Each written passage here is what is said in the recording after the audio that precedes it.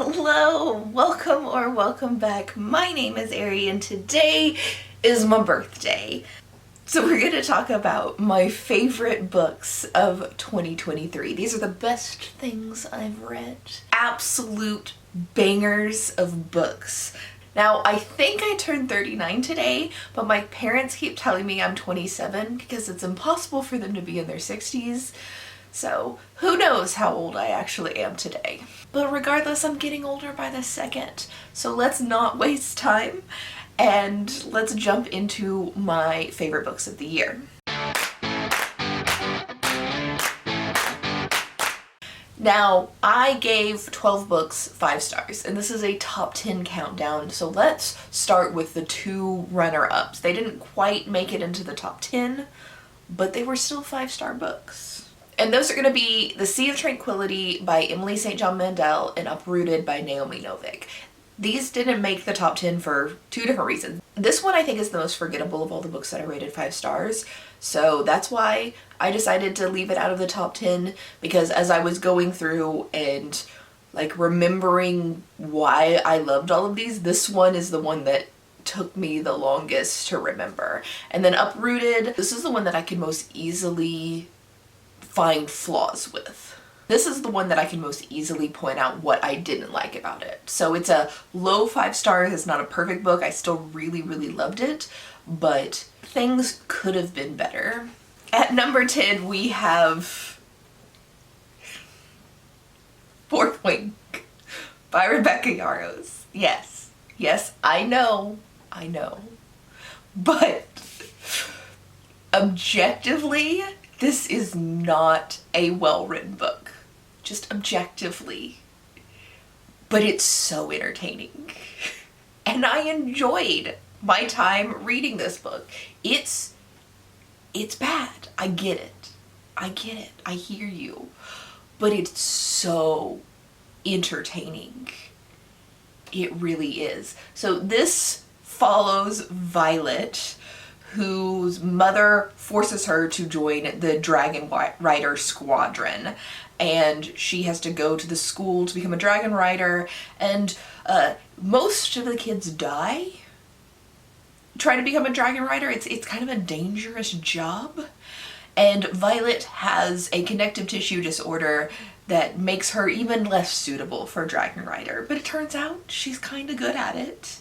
And antics ensue. This is fantasy, romance, romantasy, whatever, and it's like Twilight or 50 Shades of Grey. It is not well written, but it is so damn entertaining.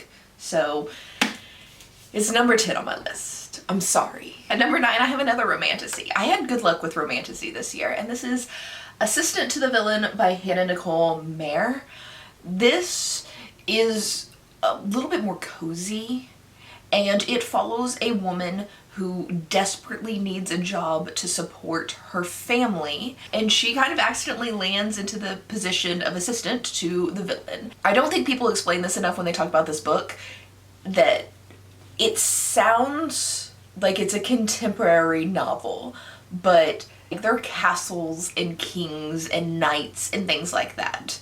It's like Ella Enchanted is the best way I can describe it, where it's not like hard high fantasy, and there are definitely contemporary parallels in this book, but it is technically like a Western Arthurian almost fantasy sweet cuddly novel with contemporary ideas in it. It's kind of dark cozy is the best way to describe it, because it's the villain. There's the heads of his enemies hanging from the rafters, but somehow that's made cozy and adorable. I don't know how to explain how much I liked this book. It just came out of left field. I thought it was adorable. I enjoyed it. I'm looking forward to reading the next book in this series whenever it comes out in 2024. Switching it up at number 8, I have The Sunny Nihilist. And this is a non-fiction book about nihilism, which is such such a turn from the two romanticides that I just talked about. So if you are unaware, nihilism is a belief system where you reject religion, you reject moral principles, and overall you believe life is meaningless, which kind of sounds depressing. And if you subscribe to Nietzsche's nihilism, then yeah, it is really depressing and maybe a little Nazi-ish, but that's a story for another time. But the idea of this book is sunny nihilism. Yes, there is no God. Yes, morals are made up for society, and yes, your life is meaningless, but that's a good thing. As a sunny nihilist, I am not worried about the meaning of my life. Like, I don't need to do anything other than exist because my life has no meaning. Nothing, I'm going to die, and then that's the end of it. Nothing happens. There's no afterlife. I have this life, and then I'm gonna die, and it's gonna be like going to sleep for a really long time that I never wake up from. And that's fine. And I don't need to be famous. I don't need people in future generations to remember me. And that's pretty much what this entire book is about, is kind of justifying my own beliefs. I really enjoyed this book, but I think it is not something that I would necessarily recommend to everybody, because most people have a belief system, and I'm not saying by any means that your belief system is wrong, and you are more than welcome to believe in an afterlife or believe that your life should have purpose. But I'm also more than welcome to believe that my life doesn't need to have purpose at all, and I can just sit here and sleep and read all the time and be perfectly content. At number 7, I have another genre switch, and this is just general fiction, and that is True Biz by Sarah Novick. Now, this is kind of outside of everything that I normally read, but I really liked it. So the novel in here itself is basically a Gossip Girl-like story taking place in a school for the deaf.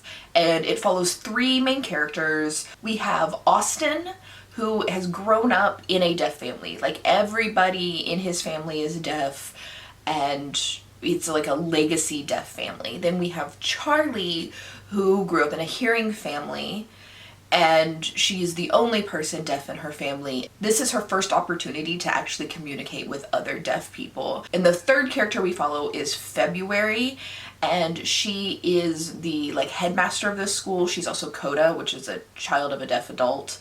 So she can hear, but she grew up with 2 deaf parents. And a lot of drama ensues in this story. The story is not necessarily why I love this. I love this because at the start of every chapter, you get a lesson in the deaf community, whether it's a sign language lesson or a history lesson or something like that. Mostly you are learning sign language and learning about the deaf community alongside Charlie as she experiences her first interactions with the deaf community as a teenager. I really liked that. Obviously thought this was a 5-star read, really only for the learning experience alongside a ridiculous soap opera plotline. So if that sounds interesting to you, I definitely recommend this. It's a pretty short book. At number 6, we're going back to nonfiction, and we're getting depressing with it. And this is No Visible Bruises by Rachel Louise Snyder. This is a book about domestic violence. And I honestly think that anybody who's ever looked at a domestic violence situation and thought, why doesn't she just leave him? If she's gonna get beat up, if she's gonna get killed, why did she stay? If you ever have thought that in your life about anybody, read this book.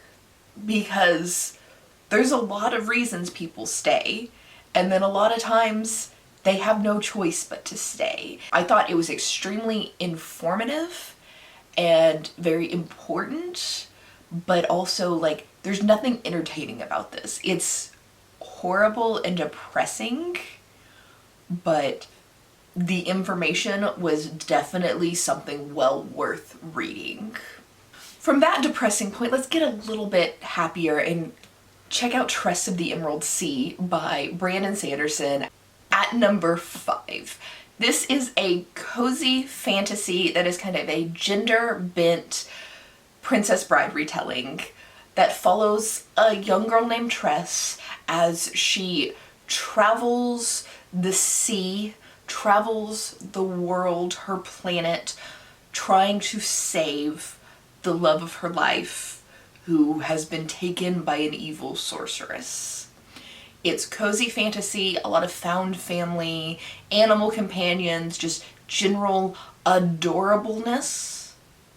And I loved it. I love Brandon Sanderson's writing to begin with, but just the cozy fantasy aspect mixed into Sanderson's writing made this book absolutely perfect for me. And from cozy fantasy, let's jump into horror. For number 4, I have Camp Damascus by Chuck Tingle. You may be familiar with Chuck Tingle from his erotica novels, because he writes a lot of erotica with really funny titles, like Pounded in the Butt by whatever title I've managed to put up here, but they all start with Pounded in the Butt.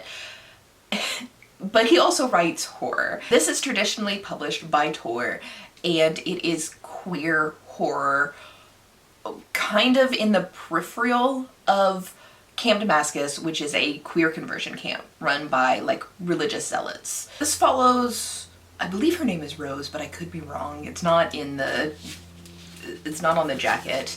She's from a very religious family, a very Christian family, and the church that she attends runs Camp Damascus, which, as I said, a queer conversion camp. She is a good little Christian girl. She's not attending Camp Damascus or anything like that. She's just, it's in the peripheral of her life. But some really weird shit keeps happening to her in the most horrific way. Like right from the start, she's throwing up fly larvae. And she's trying to figure out like what the hell is happening to her. So this is a really, really good body horror story, and Chuck Tingle writes immaculate queer horror.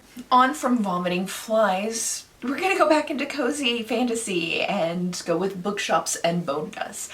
This is the prequel to Legends and Lattes, and to be fair, most people like Legends and Lattes more than they liked Bookshops and Bone Dust, but I liked this one more. I'm a bookshop girly, so that kind of won me. Both books follow an orc warrior named Viv, but this is Viv at the beginning of her career, when Legends and Lattes is Viv at the end of her career. Viv is on her first mission with her adventuring band, think D&D, and she is injured, and she has to cool her heels, rest up, and heal in this little seaside town. But Viv is not the kind of girl who just chills out and rest. So she like has to do something, and she ends up making a couple of friends and having a little quaint, quiet, cute adventure. It's cute, it's cozy, it's a warm hug of a book. I love cozy fantasy. I never thought I would be a cozy fantasy girly, but it turns out I am. And I'm not really a cozy fantasy girl because the top 2 this year are horror reads. Horror. This is new for me. Usually it's fantasy, but number 1 and number 2 are both horror books. So I'm gonna show you my number 2 pick here in a second. And if you've been watching my videos all years, can you guess what my number 1 book is? Number 2 is Episode 13 by Craig DeLuey. This is like a haunted house horror, which I already like, but it has that like secret dimension, the house inside is bigger than it is outside type of thing, and I just really, really liked this. This is told as a transcript of a documentary. The characters in this book are filming like a ghost hunters type television show, and that's how it's told. It's transcripts and journal entries and stuff from these people doing their ghost hunter show as all of this creepy paranormal shit is going down. So this book just kind of combined a lot of things I like. I like the epistolary style of the writing in here. I like the ghost hunter aspects. Those are my favorite kind of television shows, are ghost hunters. And I like the House of Leaves-esque, bigger on the inside than it is on the outside, and how the hell is this actually happening scenario. So it's long, but it is epistolary. It reads pretty quickly. And my number one book this year, Sister Maiden Monster by Lucy Snyder. This is body horror, just straight up gross, nasty, lesbian body horror. This is told in 3 separate parts, and for each part you're following a different character. In the first part you're following Erin as a pandemic is hitting the nation, and as expected, a lot of people are getting sick from this pandemic, but it's also kind of like changing them in weird ways. In the second part you're following Savannah, and she is a sex worker, and the pandemic starts to affect her work, and she gets ill and takes on a little bit of a murderous flair in with her BDSM sex work. In the third part we follow Mariva, and this pandemic is hitting its peak.